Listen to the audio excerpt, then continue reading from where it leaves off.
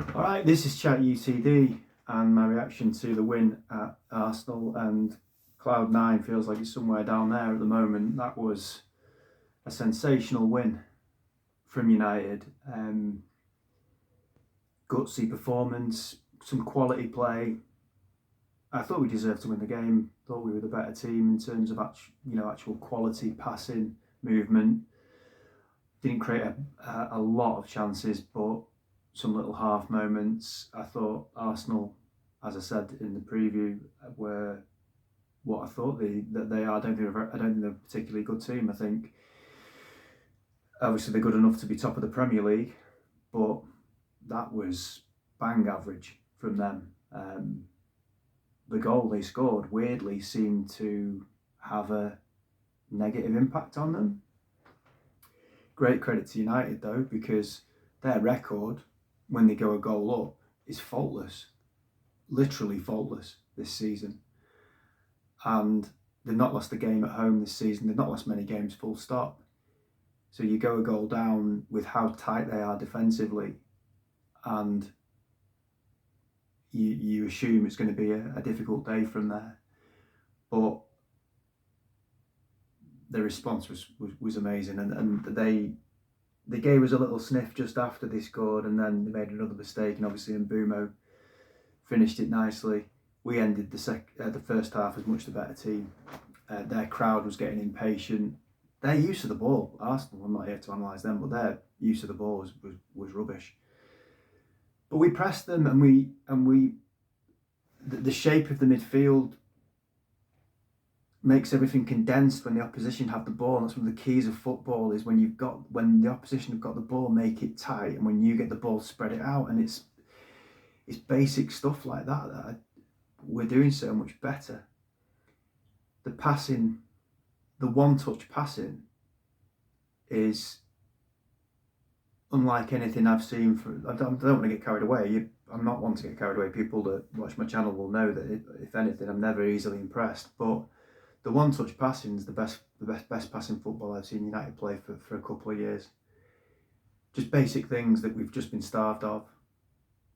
Players who look like they can handle the ball in tight spaces, one touch, boom, boom, boom, boom, boom, and none more so was that evident than for the build-up to the second and the third goal. And okay, they're both spectacular finishes, they're both incredible, but the build-up play, nice, neat, tidy, confident. The movement is better, the energy levels look higher, the desire to keep the ball out of the back of the net, we conceded 2 today, but the desire to keep the ball out of the back of the net, the organisation of the defence, I don't think we deserve to concede 2 goals today.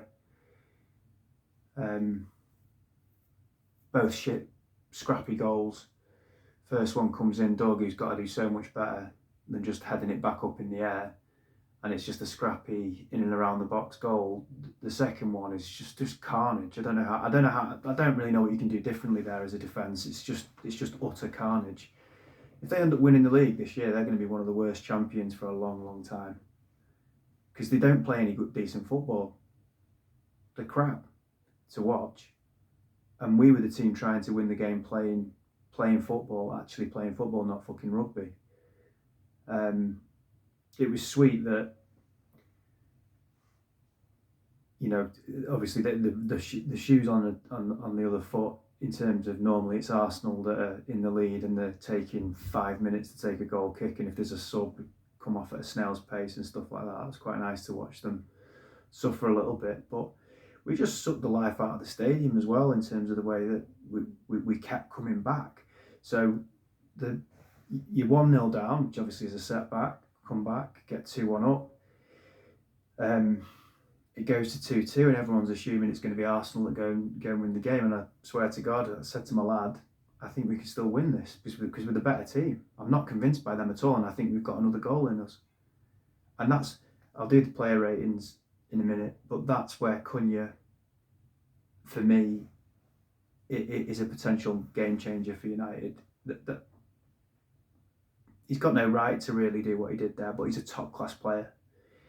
And top class players do have a right to do that, and he was doing it week in, week out at Wolves. But the finish is sensational. It is an absolutely sensational finish. his and Dorgu's goals are two of the best goals I've seen for a long, long time at United.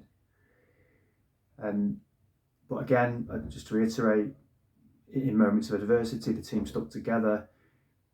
7 minutes of injury time, it's a long time. It felt like the longest 7 minutes in a game, again, for a long while. And we stood up to it. So, magnificent first two games for Carrick. Very different 2 games. I thought we controlled the game with 30% of the ball against City. A bit different today. But moments of quality from quality players have got us through. But I thought the team work ethic, the performance, the passing, the movement, as I said, was just good. We didn't have the same levels of control today, and we didn't create as many chances because Arsenal sit deep and they're not going to let you create as many chances. But we scored 3 goals against a team who hardly ever concede even 2 goals. So it's a monumental start from Carrick, and we were in the top 4. Let's see what happens next. I'll get to that in a bit. Ratings. Lemens 8 made a really, really good save from close range in the first half at 0-0, and a smart save down to his left near post. Saka had a shot, and he saw it late and he had to get down very, very smartly, and it was a super save. Good presence in the air, punched a few, came out, tried to take control. Okay, didn't get there for the second goal, but I don't know what he's supposed to do differently there. He was really good today. His kicking was very good, and even just basics like getting us up the pitch towards the end of the game. Yeah, 8 for him. Left back Luke Shaw, 7 was okay. He gave away a couple of silly free kicks that were a bit needless, really, but still a very good performance. Just not as high as maybe some of the other scores I'm going to give, but good performance. Martinez, 7.5, reads the game well, cuts out danger, sniffs out danger, with the ball very good, went on one very, very good run, good feet, technically gifted player for a centre-back. But the reason probably he's not a little bit higher is when Gyökeres came on, I thought he struggled to deal with Gyökeres a little bit, so 7.5, but a good performance. Maguire,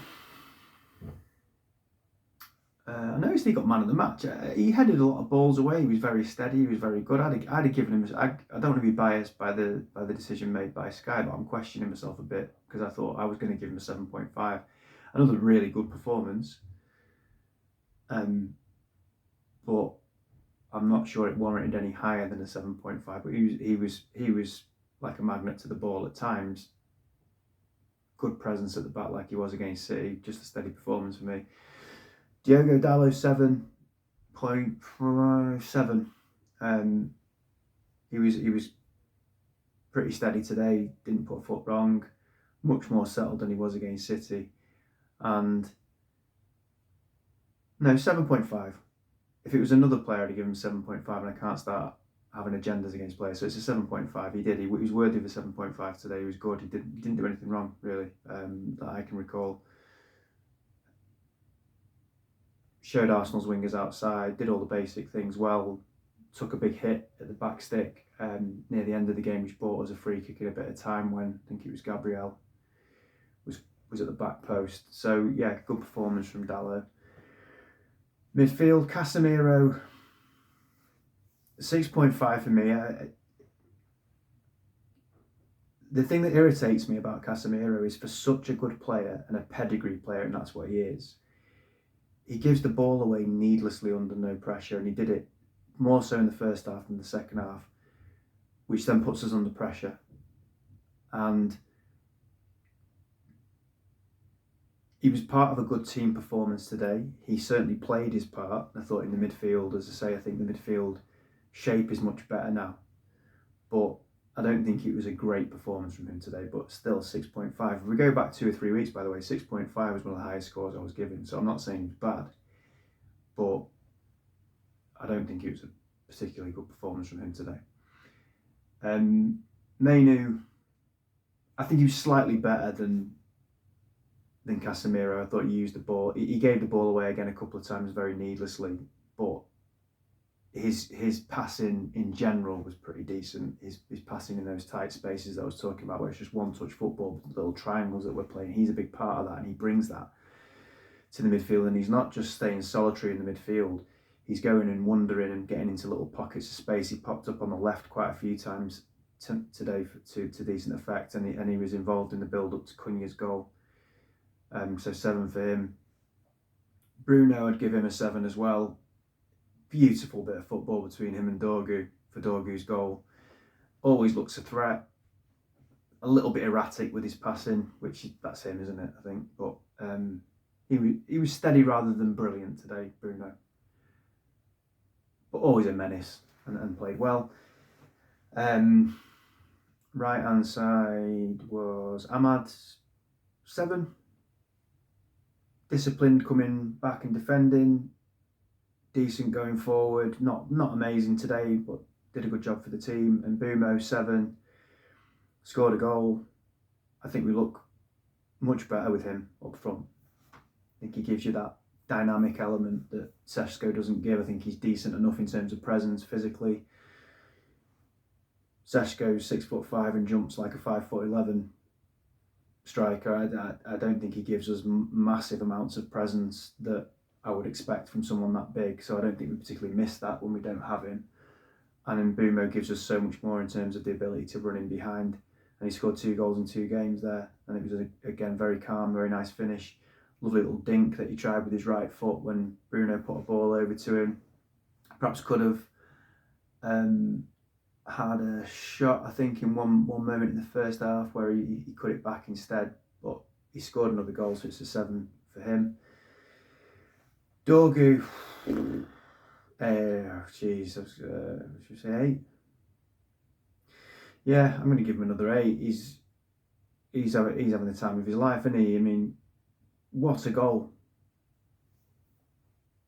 It's just beautiful. I said last week I'm jumping around my lounge like a lunatic because it's the derby, and obviously if we score a tap in today, I'm probably going to be doing the same. But that was genuinely a goal that even if it wasn't your team that you were watching, you'd be like, Jesus. And when it is your team and it's a big game like that, especially, I was up, jumping around watching it, and United haven't done that. We haven't scored goals like that that made me feel that way for a long time. It's a sensational goal. The fact it hits the bar on the way in just makes it even sweeter. The technique is spot on. So he scored an absolute beauty against Newcastle over Christmas. He scored a massive goal last week against City. He scored a huge goal today and gave a really good performance, and was constantly asking questions of Arsenal that I think takes its toll and just keeps you up the right end of the pitch, keeps you in the ascendancy, keeps asking questions, keeps the crowd on the back foot. He's an irritant to opposition. And I think we've found his position now, certainly for the short term. Is that it for the starting 11? I think so.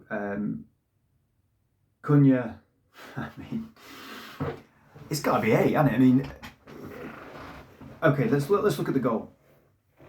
The goal is, as I said before, it's sensational. The technique to find that bottom corner is not. There's not that many players. As I mentioned this in a video recently, I think there's not that many players in the Premier League who get you excited, who are individuals, mavericks who can score goals like that. It's just words don't do it justice. There's no point in trying to describe it. It's just a phenomenal goal. But then beyond that. Again, I was watching it with my lad, and I said to him, every time we break, give it to Cunha, because he'll take hits, he'll get free kicks, he will take us up the pitch, he will draw fouls, he will potentially make something happen in terms of maybe even helping us to get another goal. He's perfect in that scenario. But the goal is just so special. And if he clicks, it's going to be special. Because he's got an abundance of ability, the lad, he really does. And what a goal and what a moment for him. That's what top players do in big moments when you need them. They do things like that. What a goal, brilliant. So it's got to be an What other subs did we make? We brought Mazraoui on only for the last few seconds, and we actually reverted to 5 at the back towards the end. Seshko and Mazraoui weren't probably on for long enough to give them a score, so it's a bit harsh to give them a score, really. Seshko was on for longer. I didn't think Seshko really got in the game at all. But I just won't give them a score. I don't think anyone else came on.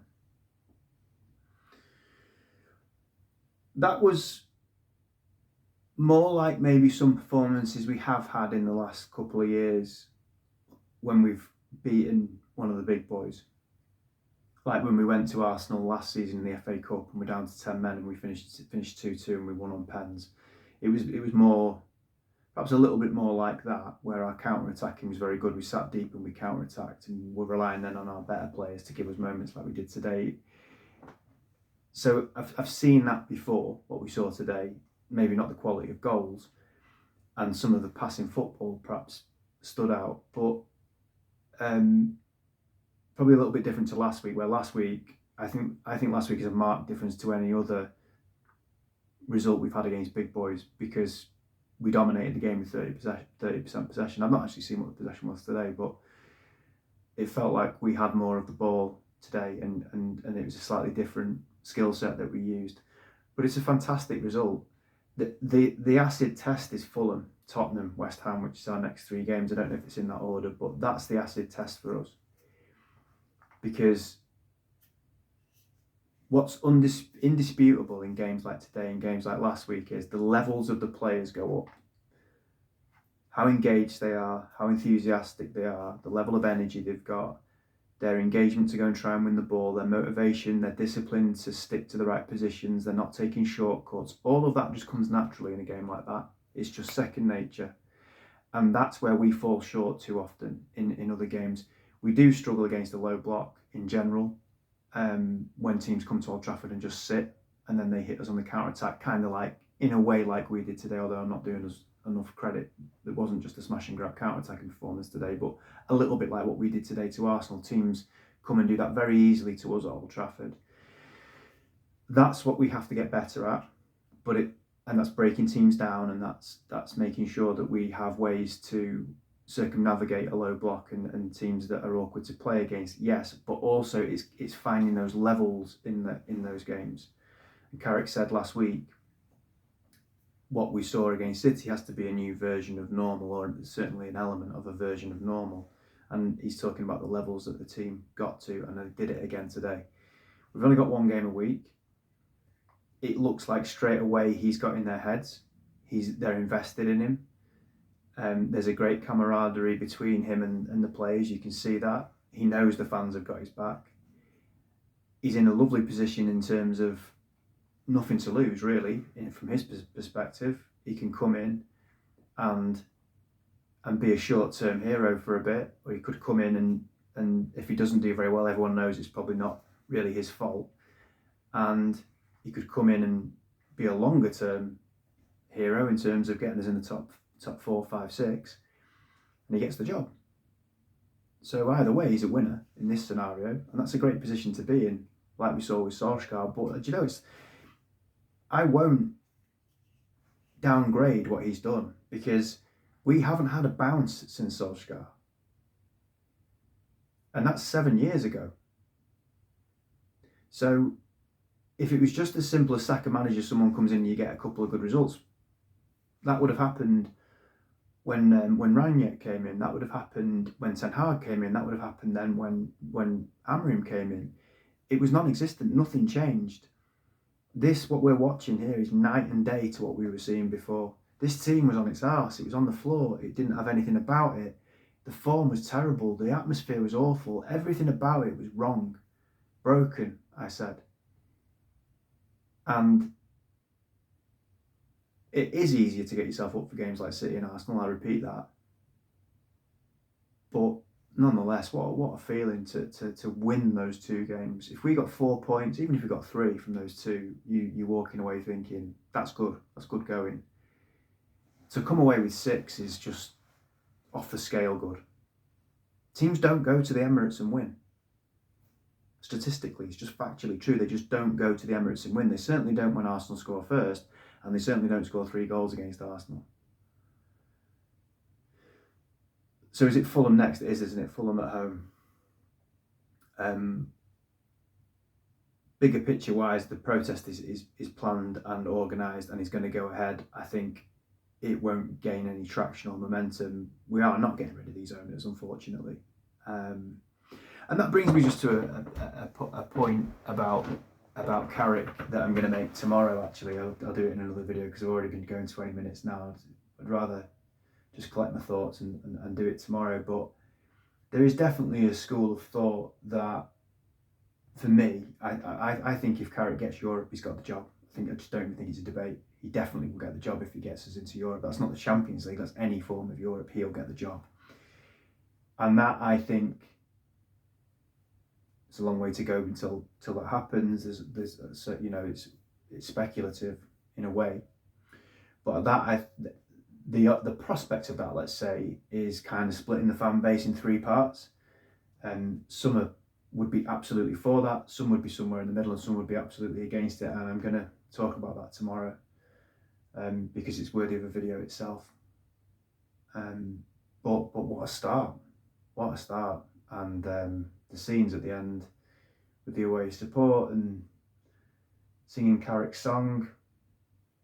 Football's supposed to, you have ups and downs, of course you do, but football's supposed to make you happy. That's why you get into it in the first place. Is that, for me anyway, it made me feel something I didn't feel when I did other stuff, or took me to a new place. And it's just great that something that felt like it was lost, even if it's only for this last couple of weeks, has been recaptured in terms of that feeling of what United can do and how it feels. It's been a special couple of games from Carrick, and fair play to him and the team. And they've set the bar, and I don't expect us to go and beat Fulham 5-0 now, because we could beat City and we could beat Arsenal, but I expect those levels in terms of, as I say, engagement, pressing, not taking shortcuts, discipline, motivation, all of that type of stuff has to be just the same. While the tactics might vary slightly to counter a different set of skills that Fulham will come to Old Trafford with in a different dynamic. So we'll see, but I look forward to doing that video tomorrow. Up the Reds, we can get in there. It's Carrick, you know. It's hard to believe he's not scored. It's Carrick. Glazers out.